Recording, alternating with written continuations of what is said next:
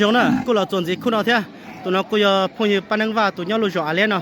Giờ cho lần trong đó phong như gà xong tụi cháu lôi rõ nà sala tua. Tôi thấy tụi nó chơi nè, ba sẽ xiển trong lịch chả cô nào cho những rất cô sơn cho nó. Tụi nó nói phong như gà xong tụi nó nhung cổng bla tụi sáng dữ nè tụi nó nè, ba sẽ xiển rồi chả. Cho cơ kia là tụi nó. Ta chỉ chơi rồi chả tôi thấy cái là chơi là xiển rồi chả nè. Cho nó mang trâu trắng tay trắng nè, không lon trâu sơn này nè.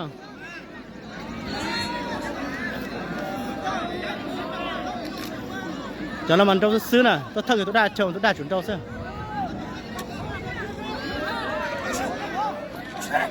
Trâu kia là nè. Trâu kia ơi nhập rồi. Sao sao giả trâu kia thế? Ôi giờ cứ kia cô. Sao cơ kia chỉ tao kia nè. Nhập rồi thế. Đó giờ cứ kia.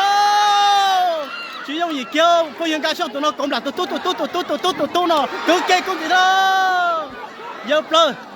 Giờ plơ nó sẽ tại cứ như nào giờ plơ thế chỉ quan trả thế nào rồi giờ cứ kia đó giờ plơ tôi cứ kia thế đó sao tiệt tiêu đâu đó từ thăm một sao tiệt tiêu cứ mà plơ chỉ cố nó mà tiệt tiêu đâu ở trong tôi đã sát cứ kia liền tôi đã là thế mà chắp plơ lên nó không chơi cái thế ở trong lăng tập plơ lo cái tuần chỉ cố nè chả bao nhiêu nè chỉ dùng gì kia cho nữa món cơm cậu này có tụi nó chạy kia là này à chưa cha tao nào sao không những cái xong tụi nó chơi tiêu số mà bỏ kẹo chuyện này cho ngay là cho chuyện đó là chụp nó đâu, giang kia là này là cho mà cho nó khó đâu.